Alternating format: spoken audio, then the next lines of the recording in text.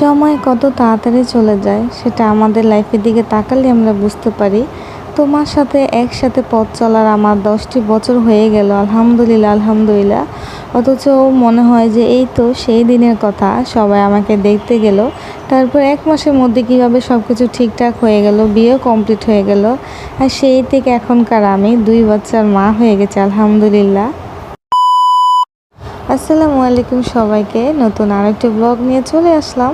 তো আজকের ব্লগটা কিসের অলরেডি সবাই বুঝেই গেছেন। আজকে আমাদের অ্যানিভার্সারি, আমাদের বিয়ে 10টি বছর হয়ে গেছে, আলহামদুলিল্লাহ। এই 10 বছরে অনেক কিছু দেখেছি, অনেক কিছু শিখেছি।